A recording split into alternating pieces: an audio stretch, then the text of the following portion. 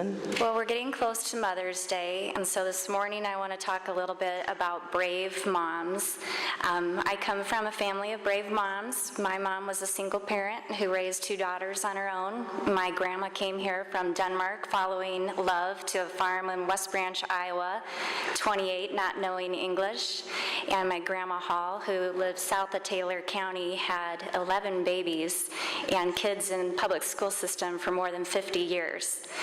And she lost her fourth son, my Uncle James, to stillbirth, 83 years, almost to the day I lost our daughter Grace to stillbirth.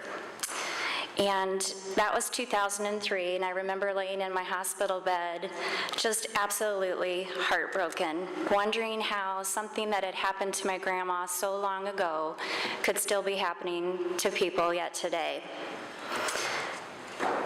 Yet it does happen. My doctors said it was rare, but it happens more frequently than any of us would ever like to think. 1 out of every 160 pregnancies ends in stillbirth. It claims 26,000 American babies each year and 4 million babies worldwide. If you were in the legislature back in 2004, you helped our state pass one of the most comprehensive stillbirth collection data bills in the country. Iowa has become a leader in the country in collecting data surrounding stillbirths. And because of this landmark legislation, I was invited to DC to talk about what we had accomplished. And while I was there with another mom from Iowa, there were researchers there from Norway presenting on a study where they had taught expectant parents how to monitor their baby's movements every day during the last trimester of pregnancy. And we're told if you notice a change, significant change, either up or down in your baby's movements, you need to call your provider immediately, and the educated providers on what to do. The result of their work was Norway reduced their stillbirth rate by 1/3. And we left there after hearing about that, thinking great campaigns start in Iowa. Everyone in this room knows a little bit about great campaigns because you wouldn't be sitting in this room if you didn't know a little bit about it. And we said, if they can do it in Norway, we can do it in Iowa. So that's how the Count the Kicks campaign started in 2009 by 5 determined women trying to make sure that no other mom would have to endure the heartache of losing a baby to stillbirth. Every year since the campaign has begun, our stillbirth rate has dropped. It's now down in Iowa by 26%. So you guys were a part of that back in 2004. We're still making progress. Yesterday, we had an event where we brought people together to celebrate our accomplishments because last year on Mother's Day, we launched an app for moms across the globe to be able to count the kicks using their smartphone. And since then, nearly 5,000 moms across the globe have downloaded it. We've received messages from women in places like New Zealand, Africa, and Brazil asking if they could bring Count the Kicks to their hometowns.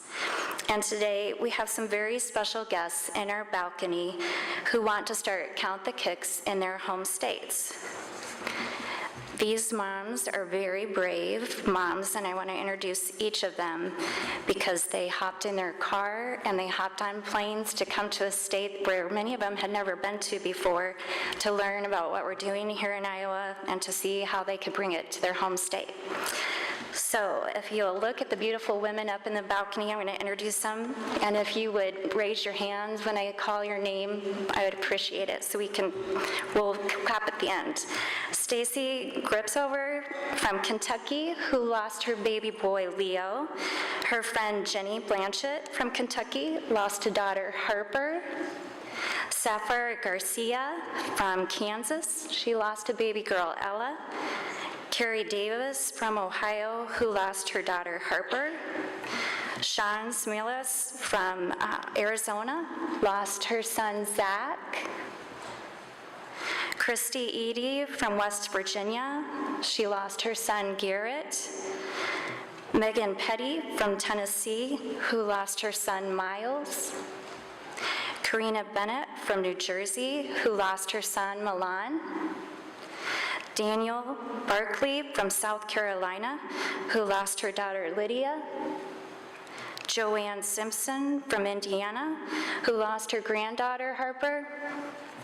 Shannon Vaccaro from Nebraska, who lost her son Alfie.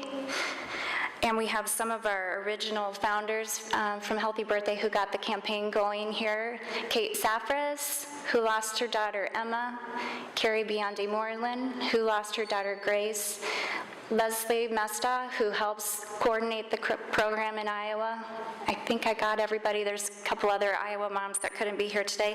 And we also have very special ambassadors who are Baby Save moms, who found out about Count the Kicks and it saved their babies' lives, and they're here because they're bringing Count the Kicks to their home states.